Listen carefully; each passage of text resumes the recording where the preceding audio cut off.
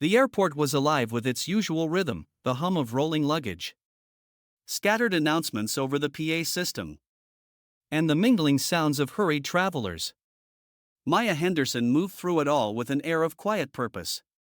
Dressed in a tailored black suit and low-heeled pumps, she carried herself with the kind of poise that neither demanded attention nor invited interference. Her carry-on bag, a simple leather piece, well worn but elegant, rested easily on her shoulder. She approached the priority boarding line with the measured calm of someone used to navigating crowded spaces in busy lives. In her hand was a first-class boarding pass, her ticket to a few hours of stillness amidst a whirlwind of meetings and decisions. It was an ordinary moment for an extraordinary woman, Maya Henderson, CEO of Henderson Air, an airline her late father had built from scratch. But for all her composure, the moment did not pass quietly. "Excuse me, ma'am," came a sharp voice, halting Maya in her tracks. The gate agent, a young woman in a crisp blue uniform, stood rigidly behind the counter. Her blonde hair was pinned neatly back, her name badge Vanessa catching the overhead light. There was a distinct edge to her tone, not of authority but of suspicion. "This line is for first-class passengers only," Vanessa added, her eyes sweeping over Maya's modest attire. Maya paused, her expression unreadable. "I know," she replied, holding up her boarding pass. Vanessa's glance at the pass was cursory, dismissive. She didn't reach for it, instead crossing her arms. "I'll need to check the authenticity of your ticket," she said. Her voice clipped. The request wasn't a question. For a moment, Maya considered her options. Years in corporate boardrooms had taught her to choose her battles wisely. But something about Vanessa's tone, her quick assumption, struck a chord deep within Maya's practiced restraint. "You can check it here," Maya said evenly, extending the boarding pass. Vanessa hesitated, then took the ticket. Her movements deliberate, almost exaggerated. She glanced at it, handed it back, and tilted her head toward a cluster of empty chairs near the wall. "This doesn't look right," she said, her voice loud enough to draw the attention of those nearby. "You'll need to wait over there while we handle priority passengers." The murmurs began almost immediately. A few passengers in the economy line exchanged amused glances. One stifled a laugh. The noise pressed against Maya's calm like static building in a quiet room. "I assure you," Maya said, her tone steady, "this ticket is valid. You can scan it at the kiosk, and it will confirm I belong in this line." Vanessa smirked, her confidence unshaken. "We'll let security handle that," she said, reaching for her radio. Before Maya could respond, another voice intervened, demands. This time, "What's the problem here?" Mark, another gate agent, stepped forward. His demeanor was stern, his posture rigid. His badge gleamed under the fluorescent lights.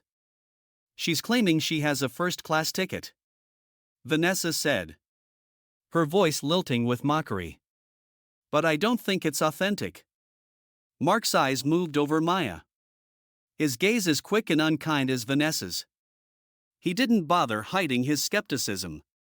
"Ma'am, we have procedures for situations like this. Please cooperate and wait while we verify your ticket." Maya's fingers tightened around her boarding pass, but her face betrayed nothing. She had learned long ago how to mask anger with civility, how to keep composure when others faltered. "You haven't scanned my ticket," she said simply. "Why don't we start there?" Mark hesitated, glancing at Vanessa, who raised an eyebrow as if to dare him to question her judgment. But before either could act, another voice interrupted. "Is there a problem here?" An older man, dressed in a pressed suit, stepped forward from the economy line. His silver hair and steady gaze carried the weight of experience. The kind that silenced a room without raising its volume. "She's shown you her ticket," he said. His voice calm but firm. "Why not scan it and settle this?" Vanessa bristled. "Sir, please stay out of this," she said, her professionalism unraveling under the growing tension. But the man did not move. His eyes settled on Maya, his gaze softening. For a moment, she felt the smallest flicker of gratitude. The crowd grew quieter, their curiosity swelling in the silence. Even Vanessa's seemed uncertain now, though she clung stubbornly to her authority. Finally, with a reluctant sigh, Mark stepped toward the kiosk, taking Maya's ticket from her hand. The scanner beeped, the sound slicing through the room.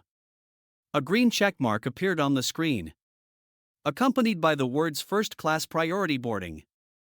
Mark's face fell, the color draining from it. He turned back to Maya, his voice unsteady. "Your ticket is valid, Miss Henderson." Maya said nothing at first, taking her ticket back with the same calm precision she'd displayed all along. But as she turned to step toward the gate, the PA system crackled to life. "Attention passengers and staff, please welcome Maya Henderson, the new CEO of Henderson Air, who will be boarding Flight 472 shortly." The announcement landed like a stone in a still pond. Whispers rippled through the crowd. Vanessa froze, her smirk dissolving into shock. Mark's jaw slackened, his earlier confidence reduced to an uneasy silence. Maya paused at the gate, her voice steady but pointed. "It's not about my title," she said, her words carrying through the quiet terminal. "It's about respect. And today, you've shown everyone here just how far we still have to go." She stepped onto the jet bridge, leaving behind a stunned crowd, a humbled gate staff, and an unmistakable reminder that dignity shouldn't depend on assumptions. The plane hummed softly as it cruised at 35,000 feet.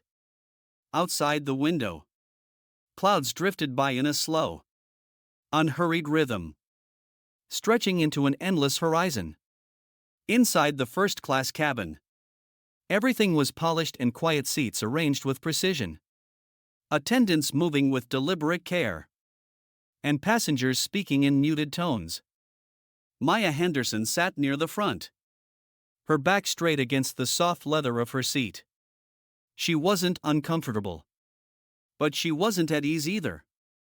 The events at the gate lingered in her mind, like the faint scent of something burnt that refused to fade. She glanced at the champagne glass resting on her tray table, untouched. The golden liquid caught the dim cabin light, but it did little to reflect the tension simmering beneath her calm exterior. She had flown countless times, sat in this exact class, and traveled these same routes. But today felt different. The gate agent's tone, the dismissive glances, the muttered judgments from passengers, it all weighed heavier than usual. Maybe because it had unfolded under the banner of her own company. Or maybe because she was tired of the subtle indignities that seemed to follow her through life like a shadow she couldn't shake. Maya closed her eyes for a moment. Not to sleep but to steady her thoughts. Her father had always told her that the most important battles were fought in silence. The loudest lessons, he would say, are the ones people don't see coming. She could hear his voice even now, calm and steady, the way it had been when he spoke of the challenges he faced in founding Henderson Air. It was his legacy she carried, his vision she was determined to protect. Yet today, the very company he had built, a symbol of his determination to prove that dignity and ambition belonged to everyone, had become the stage for a painful reminder of how much work was still left to do. The flight attendant approached quietly, her smile soft but hesitant. "Miss Henderson," she said, her voice a little lower than necessary, The captain said you're welcome to address the passengers before we land. If you'd still like to. Maya nodded. Her decision already made. Thank you. Please let him know I'd appreciate it. The attendant nodded and retreated, leaving Maya to the solitude of her thoughts. She could feel the faint hum of the engines beneath her feet. Steady and unyielding. A reminder of how far she'd come and how far she still had to go. Her gaze wandered across the cabin. A man a few rows behind her, elderly, with kind eyes and a neatly pressed suit, caught her attention. He had been the one to speak up at the gate. His voice calm but firm. A small act of courage in a moment where it mattered most. He noticed her looking and offered a faint smile. The kind that carried no expectation. Only quiet solidarity. Maya returned it. Grateful but unwilling to linger on gratitude when there was still so much left to confront. A few moments later, the gate agent Vanessa entered the cabin. Gone was the sharp, authoritative stance she'd displayed earlier. Her uniform, while still crisp, now seemed to weigh her down. Her steps were hesitant. Her hands clasped tightly in front of her. Miss Henderson, Vanessa began, her voice softer than Maya had heard before. I wanted to apologize, again, for how I treated you. Maya studied her, her expression unreadable. What exactly are you apologizing for? Vanessa's eyes darted briefly to the floor. I regret assuming. I regret judging you unfairly. Her voice trembled. Her earlier confidence eroded. I let my assumptions get the better of me. And if I weren't the CEO? Maya asked, her voice calm but deliberate. Would you still be here? Apologizing? The question hung in the air. Its weight undeniable. Vanessa hesitated, her face pale. I'd like to think I would, she said, her voice barely above a whisper. But I don't know. Maya nodded slowly, her gaze steady. At least that's an honest answer, she said. But honesty alone won't fix this. Vanessa nodded, tears welling in her eyes. I promise I'll do better. Please give me a chance to prove that. A chance to do better. Maya said quietly. Is earned through action, not words. Vanessa nodded again, retreating down the aisle. Maya turned back to her seat, her gaze falling once more on the clouds outside. The exchange had not been satisfying. Nor was it meant to be. Growth, she knew, didn't happen all at once. It came in quiet steps, often unseen by anyone but those willing to take them. The captain's voice came over the intercom, soft and composed. Ladies and gentlemen, this is your captain speaking. We are honored to have Miss Maya Henderson, the new CEO of Henderson Air, aboard with us today. She would like to say a few words before we begin our descent. The attendant handed Maya the microphone. She stood, moving to the front of the cabin, her steps measured but unhurried. Passengers turned their heads, their gazes curious but expectant. Maya looked at the sea of faces before her, young, old, indifferent, and intrigued. Her voice, when it came, was steady but quiet, each word chosen with care. Good afternoon, everyone. I hope you're enjoying your flight. My name is Maya Henderson, and I've recently taken on the role of CEO of Henderson Air. Earlier today, something happened at the gate that I feel compelled to address. I was judged and treated unfairly not because of my actions, but because of assumptions about who I am. Unfortunately, experiences like this are not uncommon. They happen to people every day. In airports, workplaces, and beyond. But what struck me most today was not the treatment I received, it was the silence of those who watched it happen. Respect. Dignity. Fairness, these are not luxuries. They are necessities. And as CEO, I am committed to ensuring that Henderson Air reflects these values in every interaction. For every passenger, regardless of their background or appearance. She paused, letting her words settle over the cabin. The hum of the engines filled the space where silence had fallen. This is not just a moment for reflection, she continued. It's a call for change. Mistakes will happen. But what matters is how we learn from them and ensure they don't happen again. That is the culture I am committed to building. Not just as your CEO, but as a human being. As she handed the microphone back to the attendant, a ripple of applause spread through the cabin. It wasn't loud or raucous, it was quiet, measured, yet full of meaning. Maya returned to her seat, the elderly man in the pressed suit offering another subtle nod as she passed. She smiled, the weight of the moment pressing less heavily against her shoulders. The clouds outside the window blurred into a soft expanse of white as the plane began its descent. For Maya, the journey was far from over. But as she gazed at the horizon, she felt ready to face it with the same quiet determination that had carried her this far.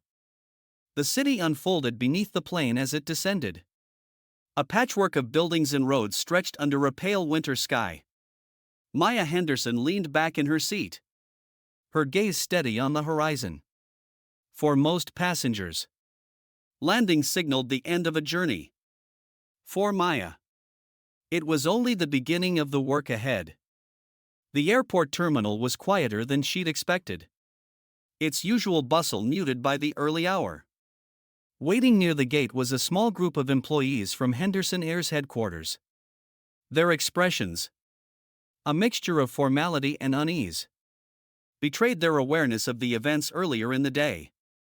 Among them stood Rachel Monroe, the chief operating officer, a woman whose sharp suit and sharper eyes exuded confidence.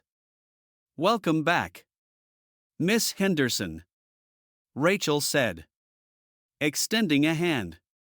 Her tone was professional, but there was a subtle edge to it, as though she anticipated Maya's dissatisfaction. Maya accepted the handshake, her grip firm but not unkind. "Thank you, Rachel. I trust you've been briefed about the incident this morning?" Rachel nodded. "I have. We've already scheduled a meeting with the senior team to discuss it." "Good," Maya replied, her voice even. "Because what happened today is not just an isolated mistake. It's a symptom of a deeper issue, one we need to address immediately." Rachel hesitated for only a moment before nodding again. "I understand. Shall we head to the office?" The headquarters of Henderson Air was a sleek, modern building with floor-to-ceiling windows that offered an unobstructed view of the city skyline. Inside, the atmosphere was calm, almost clinical, the kind of environment that demanded precision and efficiency. Yet Maya couldn't help but notice how detached it felt, a world apart from the human experiences she had just witnessed at the gate. The conference room where the senior leadership gathered was no different. Long glass walls, a polished table, and perfectly arranged chairs spoke of order and control. But as Maya entered, she felt the weight of unease in the air. Executives exchanged guarded glances, their postures stiff with anticipation. Maya took her place at the head of the table, her presence commanding but unhurried. She let the silence settle for a moment, allowing its weight to emphasize what was about to be said. "What happened this morning," she began, her voice calm but firm, "was unacceptable. If it happened to me, the CEO of this company, then I can only imagine how often it happens to passengers who don't have the privilege of my position." Her words were met with silence, some executives shifting in their chairs, others avoiding her gaze entirely. This isn't just about one incident. Maya continued. It's about the culture we've allowed to grow within our company. A culture that tolerates bias, whether conscious or unconscious. A culture that assumes dignity is something that has to be earned instead of something everyone is entitled to. A hand rose tentatively at the other end of the table. It belonged to Greg Walters, the head of operations. A man known for his pragmatic, no-nonsense approach. Miss Henderson, Greg began cautiously. While I agree that what happened was regrettable, implementing widespread changes, especially ones as ambitious as I think you're suggesting, will be costly. It could also disrupt operations. We need to consider the impact on our bottom line. Maya's gaze moves to him, steady and unflinching. Greg, what will impact our bottom line more? The cost of these changes? Or the cost of losing passengers who no longer trust us to treat them with respect? The reputation of this company is its most valuable asset. If we lose that, we lose everything. Greg opened his mouth to respond but hesitated, as if reconsidering his argument. He leaned back in his chair, silent. Maya turned her attention back to the room. Here's what's going to happen, she said, her voice steady but resolute. Starting immediately, every employee, myself included, will undergo inclusivity and unconscious bias training. There will be no exceptions. She placed a folder on the table and slid it toward Rachel, who opened it and scanned the contents. We're also implementing an anonymous feedback system. Maya continued. This will allow both employees and passengers to report incidents of discrimination or mistreatment without fear of retaliation. Every report will be taken seriously and investigated thoroughly. Her gaze swept the room, lingering on each executive in turn. Customer service will become a measurable performance metric for every employee. From gate agents to senior leadership, promotions and raises will depend, in part, on how well we uphold our values of respect and fairness. A murmur rippled through the room, soft but unmistakable. Maya let it subside before delivering her final point. And lastly, there will be accountability measures. Incidents like what happened this morning will have real consequences. This is non-negotiable. The silence that followed was heavy but charged. The kind that signaled the slow turning of gears in minds that had been reluctant to shift. These changes won't be easy, Maya said, her voice softening but losing none of its conviction. And they won't be quick. But they're necessary. Henderson Air was built on the idea that dignity belongs to everyone who walks through our doors. It's time we started living up to that promise. The room remained silent for a moment longer before Rachel spoke. You're setting a high bar, she said, her tone thoughtful. Not everyone's going to like it. They don't have to like it, Maya replied evenly. They just have to do it. As the meeting adjourned, the weight of the conversation lingered. Maya watched as the executives filed out, some looking contemplative, others uncertain. Rachel stayed behind, her expression unreadable. You meant what you said in there, Rachel observed. It wasn't a question. Maya nodded. Every word. Rachel gave a faint smile, folding her arms across her chest. It's bold. But bold might be exactly what we need.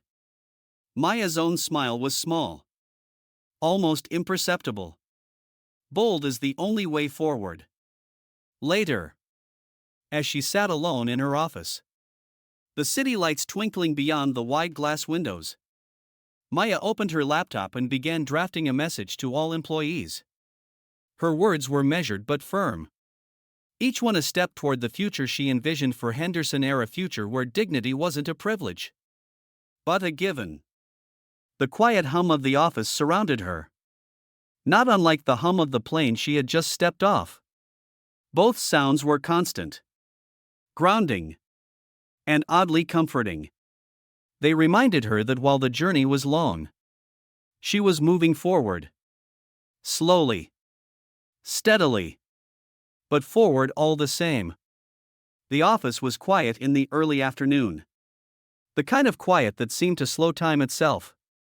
Maya Henderson sat at her desk, the sunlight filtering through the tall windows behind her.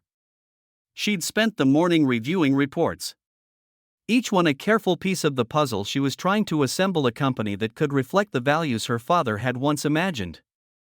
It wasn't easy work. Every step forward felt like 2 steps back, as if the weight of years of complacency pushed against her progress. Yet Maya persisted. Not because she believed the task would be quick or simple, but because she knew it was necessary. The soft chime of her email pulled her attention to the screen. A new message, flagged as urgent, appeared at the top of her inbox. Its subject line was direct: Incident Report, First Class Lounge Access Denial. Maya's fingers hovered over the mouse for a moment before she clicked. The message was from the newly implemented anonymous feedback system. She read it carefully, her expression calm but focused. The report described an interaction at one of the airline's flagship lounges. A passenger, Andrew Wallace, had been denied entry despite holding platinum status, a level of loyalty that guaranteed access. The gate agent had cited the passenger's inappropriate attire as the reason, though the description provided by Andrew suggested nothing out of the ordinary: jeans and a button-down shirt. Casual but respectable. Maya leaned back in her chair, the weight of the report pressing down on her. This wasn't just about one passenger being turned away. It was about what the decision represented: the subtle but insidious ways bias could creep into even the smallest interactions. She picked up the phone and dialed Rachel. "Can you meet me in the conference room?" Maya asked. "We have a situation that needs immediate attention." Within minutes, Rachel arrived, accompanied by a few key members of the leadership team. Maya began the meeting by reading the report aloud, her voice steady but carrying an undertone of urgency. The passenger in question, Andrew Wallace, has been flying with us for over a decade, Maya said. He's a platinum status member. Yet he was denied access to a lounge he has every right to enter. Why? The room was silent for a moment. Then, one of the managers, Greg, spoke. "I'll need to investigate further. But it sounds like the gate agent was enforcing dress code policies. It might not have been personal." Maya's gaze settled on him, calm but piercing. "And what exactly about Mr. Wallace's attire warranted enforcement? Jeans and a button-down shirt are hardly a violation of policy." Greg shifted in his seat. "I'm not saying it was right. Just that it might not have been intentional." "Intentions don't erase impact," Maya replied, her tone even. "Whether it was intentional or not, the result is the same: a loyal customer felt disrespected and excluded. That's not who we claim to be as a company." Rachel leaned forward, her hands clasped on the table. "What do you suggest we do?" "First," Maya said, "we contact Mr. Wallace directly. Apologize. Acknowledge what happened. And make it right. Second, we meet with the gate agent involved to understand their perspective and ensure they receive the necessary training." Greg hesitated. "What if the agent feels they acted within policy?" Maya's expression didn't waver. "Then it's our responsibility to make sure they understand how bias, intentional or not, affects their judgment. Policies are only as strong as the people enforcing them." The meeting concluded with clear action items. But Maya wasn't content to delegate everything. She personally called Andrew Wallace, her voice steady as she offered an apology that was as sincere as it was direct. "I can't undo what happened," Maya said. "But I can assure you we're taking steps to ensure it doesn't happen again. To start, I'd like to offer you a first-class ticket to any destination of your choice. As a gesture of our gratitude for your loyalty and an acknowledgement of our mistake. Andrew's response was measured. I appreciate the gesture, Miss Henderson, he said. But what I care about more than a free ticket is knowing that someone else won't have to go through what I did. His words lingered in Maya's mind long after the call ended. The next day, she met with the gate agent, a young woman named Claire. The agent was defensive at first, insisting she had only been doing her job. I didn't mean to upset anyone, Claire said. But the lounge has standards. And I thought. You thought Mr. Wallace didn't meet them. Maya finished, her tone calm but firm. But tell me this, would you have made the same decision if he'd been dressed the same but looked different? Claire's face paled slightly. I don't know. That's the problem, Maya said. It's not about whether you meant to offend. It's about the assumptions you made without realizing it. Those assumptions have consequences. Claire nodded slowly, her defensiveness softening into something closer to reflection. I didn't think about it that way. I'm sorry. Apologizing is a start, Maya said. But growth requires more than words. You'll be enrolled in the next inclusivity training session. I expect you to take it seriously. By the end of the week, Andrew Wallace's case had been resolved. But the lessons it revealed remained. Maya's leadership team began to understand that change wasn't just about big policies or sweeping reforms. It was about the small, everyday choices people made, choices that, when left unchecked, could reinforce the very biases they sought to overcome. As Maya walked through the halls of Henderson Air's headquarters, she felt a renewed sense of purpose. Change wouldn't come all at once, but it was coming. And in the quiet, deliberate work of dismantling prejudice, she found a strength that carried her forward. It wasn't about erasing mistakes but learning from them. One conversation, one action, one choice at a time. The training room at Henderson Air's headquarters was quiet, save for the soft hum of the projector displaying a slide on the wall. Words like bias, inclusivity, and respect stood stark against the white background, each term a mirror held up to the room's participants. Gathered at the long table were employees from across the company, gate agents, supervisors, and even senior managers. Among them sat Vanessa, the gate agent whose interaction with Maya at the airport had catalyzed the changes now unfolding. Her usually confident demeanor had softened in recent weeks. The sharpness in her eyes had been replaced by something quieter, more introspective. Across from her sat Mark, who had been her colleague during the incident. He, too, seemed different. There was a humility in the way he carried himself now, a quiet awareness that wasn't there before. The instructor, a middle-aged woman with a calm, measured voice, began the session with a question. When you think of bias, what comes to mind? The room was silent at first, participants exchanging hesitant glances. Finally, a young man in a navy blue uniform raised his hand. Judgment, he said. Making assumptions about someone without really knowing them. The instructor nodded. Good. Bias is often about assumptions. But it's also about system structures that reinforce those assumptions without us even realizing it. And sometimes, the most harmful biases are the ones we don't see in ourselves. Vanessa shifted in her seat, her gaze dropping to the table. She didn't need anyone to tell her what biases she had acted on that day at the gate. The memory of her words to Maya, sharp, dismissive, and rooted in assumptions, still lingered, heavier than she cared to admit. I'd like to show you something, the instructor said, clicking to the next slide. The screen now displayed a short video.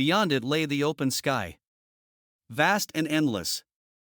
It reminded her of why she had taken on this role. Of her father's belief in the power of flight, not just to connect places, but to connect people. Maya smiled faintly, her resolve steady. The road ahead would be long. But she wasn't afraid of the distance. She had learned that real change didn't happen all at once. It happened quietly, steadily, with every choice to move forward. And she would keep moving forward. For her father. For her passengers. For her team. And for a world that could always be better.